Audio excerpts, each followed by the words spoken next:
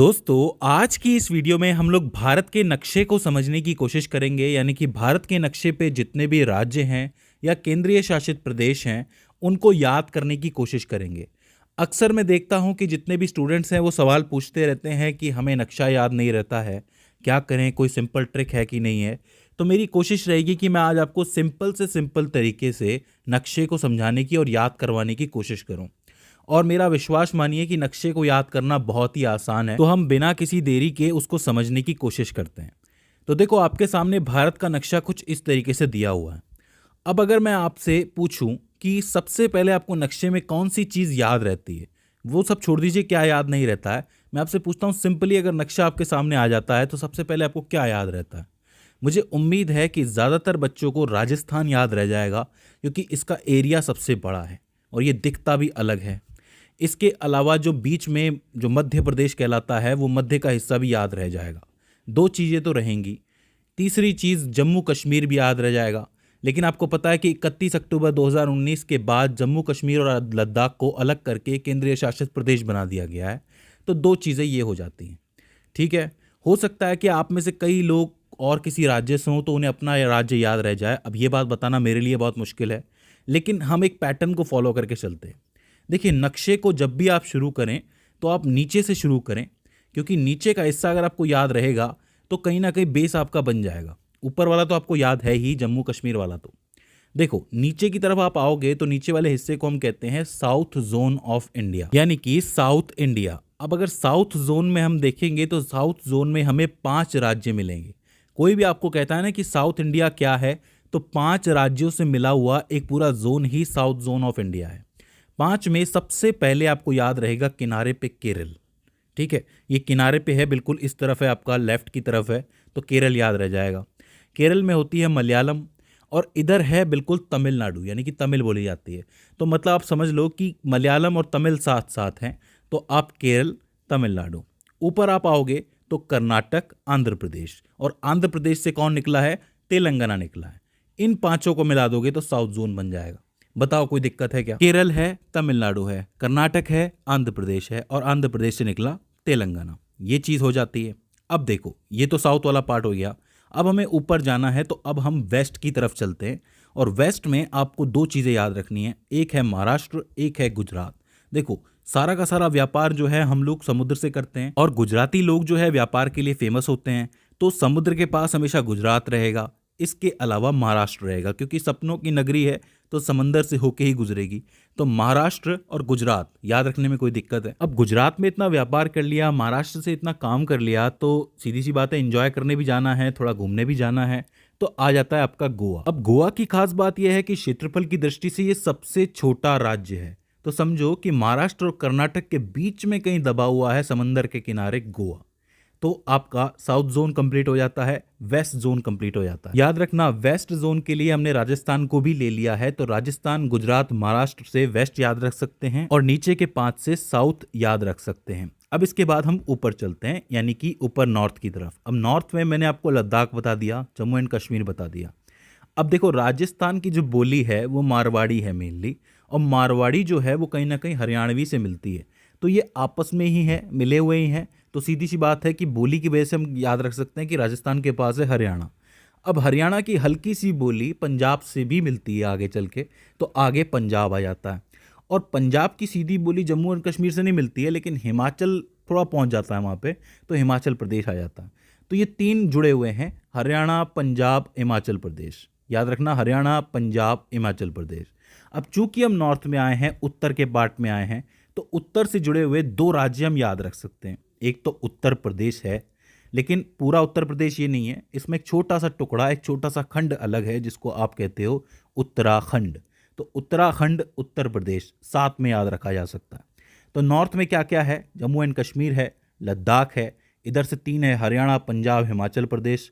भाषाओं से याद रख सकते हो, और सबसे बड़ा राजस्थान तो है ही। तो उत्तर प्रदेश, उत्तराखंड हो जाता है। यहाँ नहीं जाना, यहाँ नेपाल है, नेपाल से अपने कोई लेना देना नहीं है फिलहाल। ठीक है, अब देखो, हम नीचे से ऊपर आए हैं। अब सीधी सी बात है कि हमारा जो शरीर होता है उसमें इस जगह पे लेफ्ट में, थोड़ा सा हल्का सा लेफ्ट में क्या होता है? हार्ट होता है। हार्ट का मतलब होता है दिल।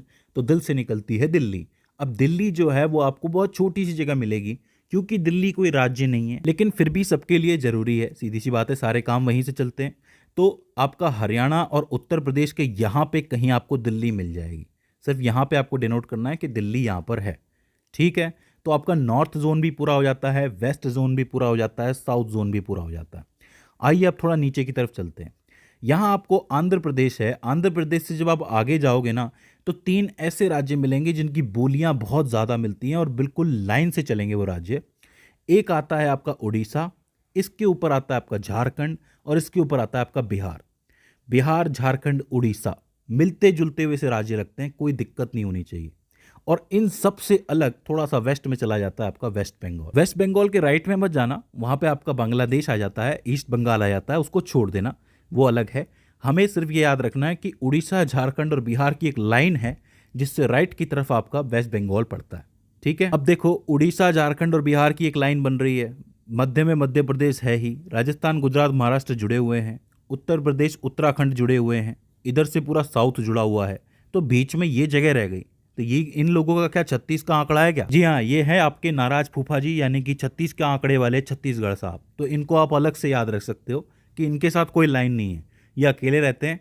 कभी कभी ये झारखंड से बना लेते हैं, कभी ये उड़ीसा से बना लेते हैं, कभी जीजा जी मिल जाते हैं, कभी साले साहब मिल जाते हैं।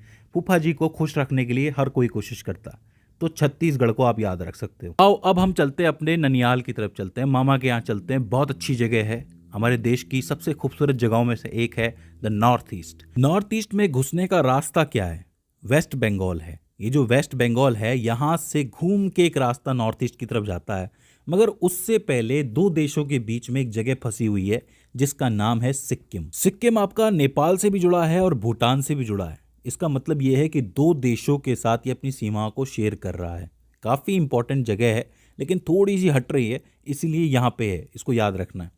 अच्छा, वेस्ट बंगाल से जो रास्ता जाता है उसको आप कहते हो चिकन नेक, और चिकन नेक से आप अंदर घुसते हो तो आपको बहुत खूबसूरत जगह देखने को मिलती है, असम और मेघालय। देखो, असम के नाम से आपको चाय याद आ जाएगी। अब चाय की पत्ती असम में उग रही है, लेकिन चाय में थोड़ा पानी भी तो डालना पड़ेगा ना भाई। इतने अमीर तो नहीं है हम लोग कि सिर्फ दूध डाल के पिएं, और मोटी चाय तो हजम भी नहीं होती, मुझे तो नहीं होती, आपको होती होगी।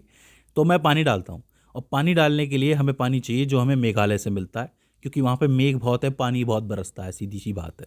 तो असम, मेघालय, चाय, पानी याद रह जाएगा। पूरे के पूरे देश के दिन की शुरुआत यहीं से होती है, चाय पानी से ही होती है। ठीक है, हाँ, कुछ लोग कॉफ़ी भी पीते होंगे, वो एक अलग बात है। चलो आगे चलते हैं। अब यहाँ पे आपको 2 राज्य सिंपली याद रह सकते हैं जो कि नीचे की तरफ हैं आपके। एक है मिजोरम और एक है त्रिपुरा। मिजोरम का मी और त्रिपुरा का त्र तो बनता है मित्र। ये दोनों आपस में दोस्त हैं, तो आप ये कह सकते हो कि इनको याद रखना बहुत आसान है, मित्र हैं नीचे नीचे। बेस्ट फ्रेंड वाली फीलिंग आती है इनको देख के। मिजोरम, त्रिपुरा, मिजोरम, त्रिपुरा। इसके बाद 3 जगह आपकी खाली बचती है। एक आपका ऊपर आता है अरुणाचल प्रदेश, इसके बाद नागालैंड और इसके बाद मणिपुर। तो आप एक लाइन से भी याद रख सकते हो इसको, अरुणाचल प्रदेश, नागालैंड, मणिपुर एक हो गया, मिजोरम, त्रिपुरा, मित्र एक हो गया। तो मतलब नॉर्थ ईस्ट में 3 पार्टियां हो गई। एक है आपका चाय पानी यानी कि असम और मेघालय, एक हो गया आपका अरुणाचल प्रदेश, नागालैंड और मणिपुर, ये 3 अलग हैं। एक आपका मित्र हो जाता है यानी कि मिजोरम और त्रिपुरा। इस तरीके से आपका नॉर्थ ईस्ट का पूरा मामला सेट हो जाता है। तो अब आपने देखा कि कितना आसान है पूरे देश को याद रखना। नीचे से आपका साउथ जोन है, इधर आपका वेस्ट जोन है, ऊपर आपका नॉर्थ जोन है। नॉर्थ जोन में एक अलग से चल रहा है उत्तराखंड और उत्तर प्रदेश का। इधर आपकी एक लाइन चलती है उड़ीसा, झारखंड, बिहार की। यहाँ पे वेस्ट बंगाल थोड़ा अकेला है, और बीच में फूफा जी तो हैं ही आपके छत्तीसगढ़ वाले, तो कोई दिक्कत ही नहीं आती है।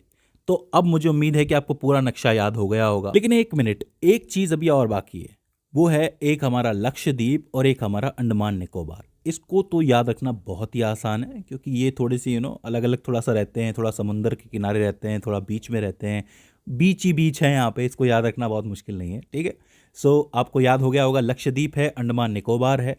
अगर इसके बाद भी इसके अंदर आपको कोई दिक्कत आती है, कोई क्वेरी आती है, तो आप हमें कमेंट सेक्शन में बता सकते हैं। तो दोस्तों, आज की इस वीडियो के अंदर बस इतना ही। See you in the next one.